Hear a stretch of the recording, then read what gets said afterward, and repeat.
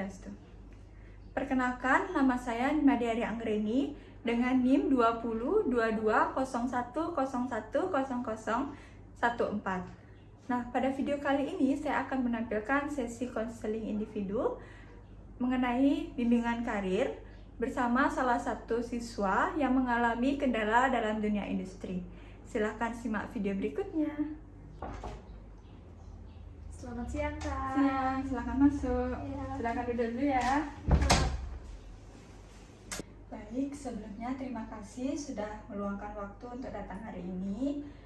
Sebelum kita mulai, perkenalkan saya dari mahasiswa yang mendapatkan rekomendasi dari guru BK bahwa kamu mengalami kendala dalam dunia training. Apakah benar saya berbicara dengan Meliani? Iya, benar, Kak. Saya Meliani. Iya. Kita santai aja ya, jangan tegang-tegang ya. Bagaimana kabarnya hari ini? Saya baik, cuma memang lagi banyak pikiran akhir-akhir ini, terutama soal training di kuliner industri. Ya, terima kasih sudah jujur dan dalam berbagi kabar. Saya hargai sekali kamu mau datang dan terbuka. Kalau boleh tahu, yang paling membuat kamu merasa terbebani akhir-akhir ini apa sih? Sebenarnya masalahnya tuh di tempat training, Kak. Fasilitasnya tuh benar-benar kurang banget. Kayak oven sering mati sendiri, mixer rusak, terus ruang prakteknya juga sempit. Akhirnya kami jadi rebutan alat sama teman-teman yang lain.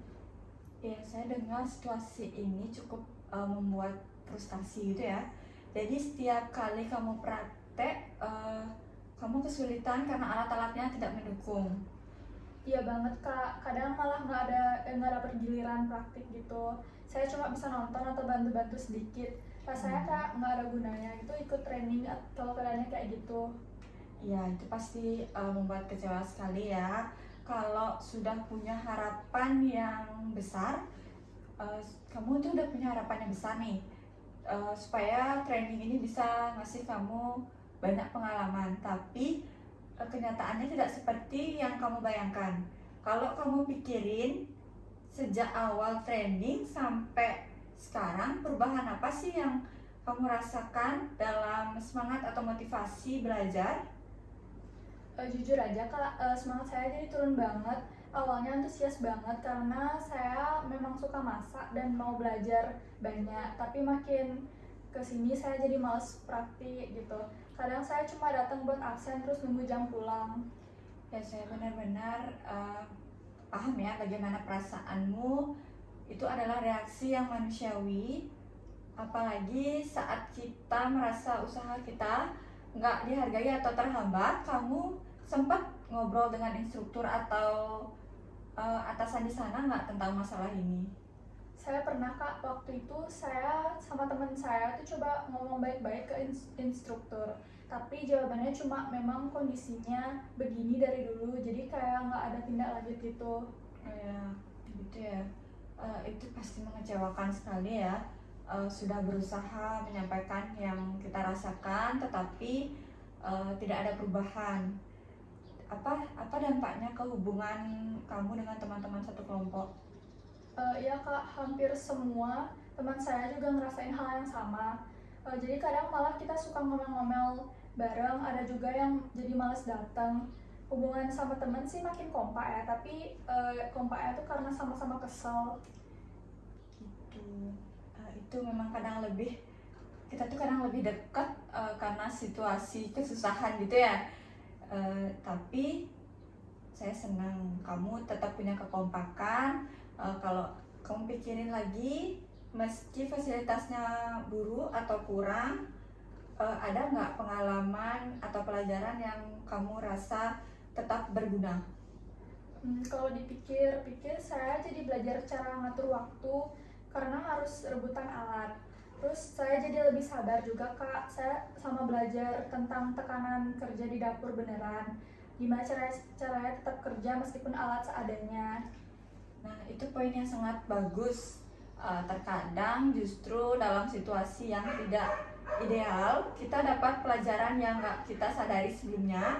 Sekarang, kalau kamu bayangkan situasi ini nggak banyak berubah sampai training selesai, apa yang ingin kamu lakukan atau coba kamu mencoba untuk bertahan? Saya masih bingung sih kak. Kayaknya nggak ada yang bisa saya lakuin selain jalanin aja. Tapi kadang saya mikir kak, kok rasanya kayak buang-buang waktu gitu. Ya, itu pemikiran yang cukup berat ya. Dan saya paham kenapa kamu merasa seperti itu. Nah, sekarang saya mau ajak kamu coba lihat masalah ini lewat pendekatan rasional emotive behavior therapy atau REBT. Nah, tadi kamu bilang merasa buang-buang waktu. Menurut kamu, memang kamu apakah memang yang semua kamu lakukan di dalam dunia training itu sia-sia? Nggak, mungkin nggak semuanya sia-sia sih kak. Soalnya tetap ada hal yang saya pelajari walau nggak sebanyak yang saya harapkan. Ya bagus, itu langkah pertama yang baik banget. Dalam REBT kita belajar untuk mengubah pikiran dari irasional menjadi lebih rasional. Misalnya nih, dari training ini sia-sia menjadi training ini memang punya kekurangan, tapi saya tetap bisa ambil manfaat sebanyak mungkin. Seperti itu. Menurut kamu apakah pikiran itu lebih membantu? Iya kak, kalau mikir kayak gitu rasanya lebih ringan dan nggak terlalu marah sama situasinya. Ya, bagus sekali ya. Selain mengubah pola pikir, kita juga bisa mencari langkah nyata. Misalnya, kamu dan teman-teman bisa membuat catatan atau laporan tentang kondisi yang kalian alami dan sampaikan lagi secara tertulis ke sekolah atau pembimbing. Bisa jadi itu bahan pertimbangan untuk perbaikan ke depannya. Bagaimana menurut kamu? Wah, itu ide yang bagus kak. Kalau ada laporan tertulis mungkin lebih didengar. Saya akan coba ajak teman-teman berbahas ini.